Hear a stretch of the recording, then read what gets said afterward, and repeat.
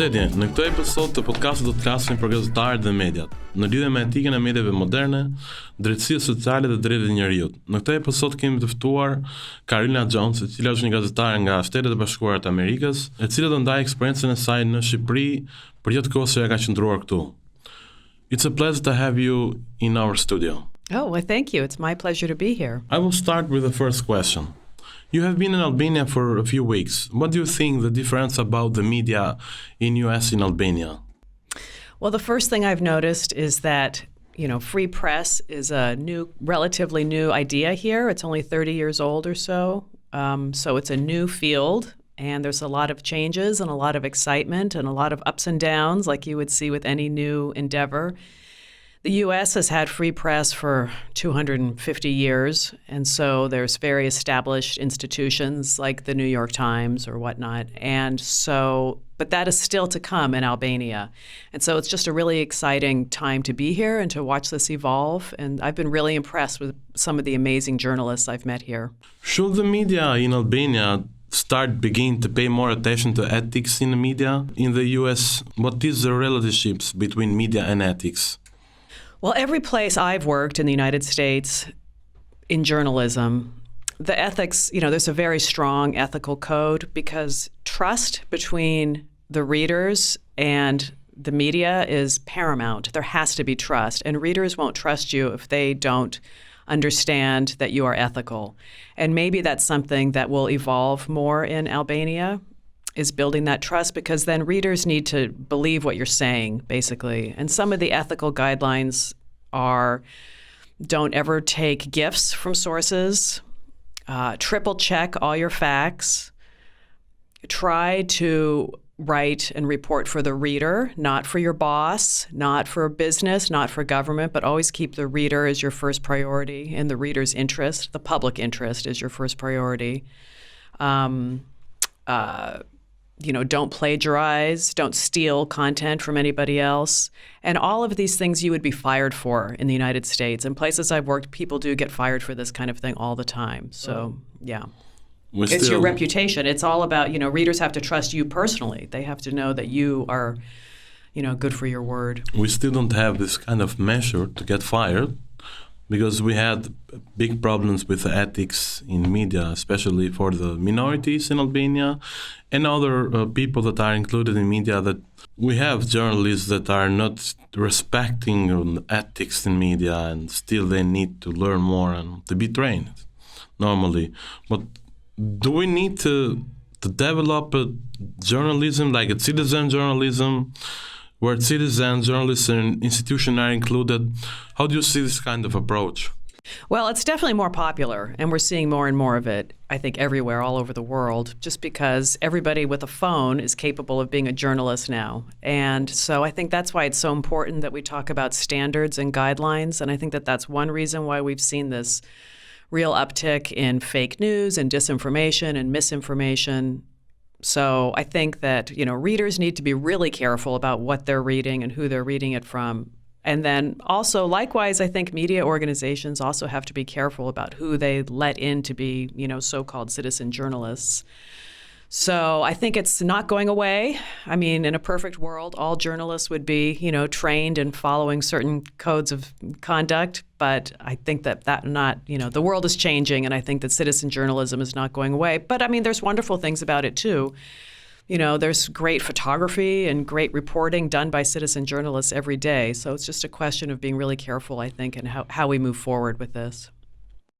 I know we have here citizen journalism. People are actively posting and reacting about the problems they have. But we have another problem with social justice. This is the last word we see in the media. So how media can promote justice and truth in Albania?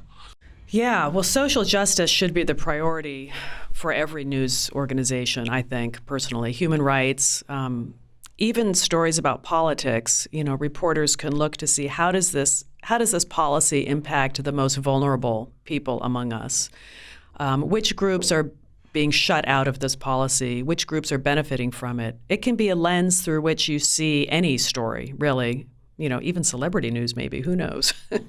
But when I report and when my, where I work, my colleagues, when we report, I mean, we try to look at how the most disenfranchised people are impacted.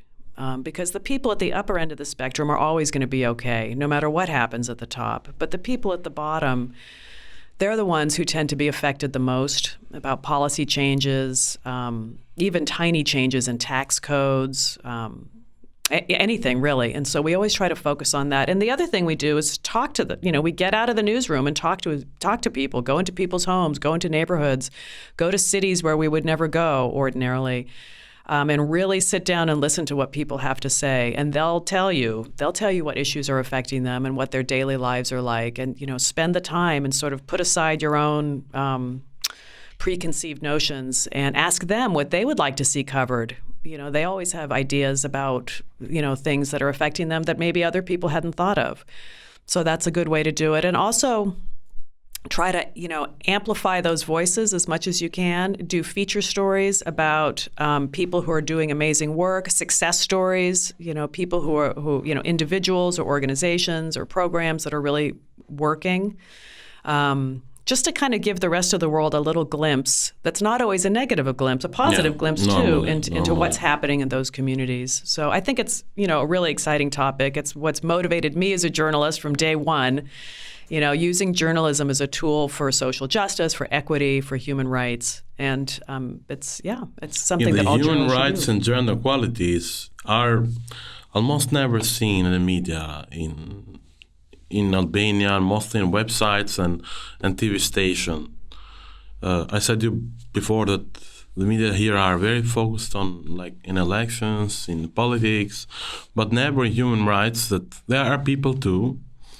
And we don't see any report on this. This is editorial line. They are not interested in this issue, or the politics get more audience, because people are not just seeing the politics and never seeing the human rights story. What do you think about this? How we can do it better, for example, or how we can address this issue? Well, it's all about storytelling, right? I mean, good journalism is storytelling. So you want to find how these stories about politics are impacting, disenfranchised people. I would say, I noticed in the news here, there's a lot of stories about building and development. Find out who's being displaced by these buildings and go talk to them and interview them and do video and photos and podcasts, really make sure that their voices are heard, but tell the story in a way that's really compelling, that anybody would find interesting. And it doesn't need to be a depressing or a sad story. It can be a really empowering story. Because I found in my own experience, if you write too many depressing stories, people just tune it out. They don't want to hear it. They have their own problems. So that's something that's always a little bit of a challenge. You want to make these stories really engaging and relatable. Yeah, what people want to read. Yeah. So it can be done. Just focus on those people. Just focus on the people who need to be heard. What do you think in States? What people do they want to read now? Do they prefer more videos, podcast or text? What is the trend right now? Because in Albania, 80% of the users, they want videos. Yeah, I mean, I think that things are moving away from, long 2,000-word articles. Yeah. Bad news for me. But and at first I thought, oh my God, this is terrible. But now I realize it's just new ways to tell a story. You can add audio, podcasts, you can add video, you can do photo essays, you can do graphics, different kinds of graphics, you can do heat maps, you can get really involved with, data, different ways of presenting data. And the stories will be shorter, and you can use information on social media. I just find it's like having lots of little tools in the tool shed. And some readers love podcasts, and they're only going to listen to a podcast, and some only love the graphics. So it's just kind of a different way to present information, so it reaches the most amount of people. So I think it's exciting. I think it's great. It's evolving, and there's so much great technology out there these days, and young people are so good at it. So it's exciting for me to learn this stuff, and I think it's definitely journalism of the future. Yeah, I know. This is like a very innovative way doing podcasts with videos. It's very attractive for the people. But I want to know for sure, I have been in States like several times, and I saw that community media there, it's like very empower for local communities. In Albania, we are starting doing this community media, and we see that it's a very good idea and very good approach to reach the people, institutions, and citizens and journalists. But we see the marginalized communities here, like Roma and Jewish communities. We see only reports or news articles from the civil society organization. In our media, in this category, it's never covered. They see this kind of people, they are not the news. So still, we want to know how we can convince the people, the journalists, to cover this kind of news. Well, one thing you can do is invite people in for example, the Roma community to contribute guest articles, that would be of interest to not just their community, but everybody. Just kind of get their foot in the door. That's a good way to start. And maybe have, a dedicated weekly feature or something about what's happening in the Roma community. And it doesn't, it could be, positive things. It could be anything. And then invite them to contribute to it. Just to it will take time. None of this is going to happen overnight, but just to kind of get people used to seeing it there and understanding. And after a while, maybe lots of people will start reading it if it's well written and engaging and fun to read. Yeah. So you have been for 2 weeks in Albania? 4 weeks. 4 weeks. Wow, 4 weeks. What do you see different here? Oh, everything is different in Albania. I love it here. I don't want to go home. Stay here in Albania for a while. I will. I don't know why everyone wants to leave. No. It's, when I first got here, I was like, oh my God, I'm on Mars. Yes. Okay. Yeah. The first couple of days, I thought, oh my God, I'm on Mars. Where am I? Yeah. It's Balkan, it's European, it's a little bit Turkish. What is this place? It's got these crazy buildings. But now that I've settled in, I absolutely love it here. The food is amazing, so much better than it is in the United States, and people are really nice, and the scenery is beautiful, the weather's great. I love the fact that the streets are so alive here, and there's just so many people walking around, and all these little shops with interesting things. It's just a great city. It feels very alive here. I want to know your advices for the journalists and media in the futures.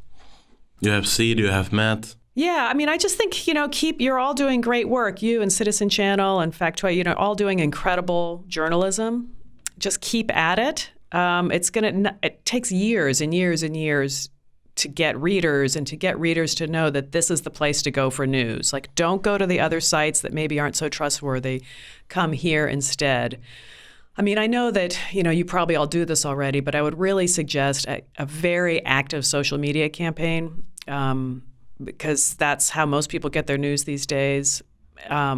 Like where I work, we have a guy who just does social media and nothing else. And, create partnerships with other really reputable journalism organizations and universities. Create partnerships, because then that can kind of broaden your impact and broaden your reach. There's sort of strength in numbers. And do joint projects. Maybe join up with a different group to do a big series on, say, this, the conditions of the Roma, for example. And, mix it up a little bit too. I find that, stories, people like different kinds of stories. Some people just go and check just as they want to know about car crashes and crime. So, don't be afraid of putting that stuff on there. You kind of, what do we call it? We call it, a little spoonful of sugar makes the medicine go down.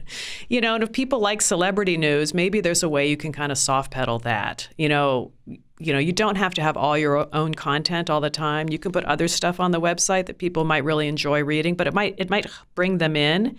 And when they're there, they'll see, oh, this really interesting story about, earthquake codes or something. Do you think people are going to website for the journalist or for the media? Like, for example, people are very attractive to go to New York Times or to go to follow a journalist that likes their article? Oh, I think people just go to because of the outlet. I don't think they necessarily, I mean, I think journalists know who other journalists are. I mean, there's certain journalists out there that I'll read anything they write. You know, they could write a shopping list and I'd be like, oh my God. I think only really other journalists do that. I think the general public doesn't pay any attention at all. They just go because it's a trusted news source. Unless it's a columnist or someone, you know. Thank you. Oh, I thank you. Thank you for being here in our studio and this very good talk with us. Yeah, well, thank you for having me. This was fun.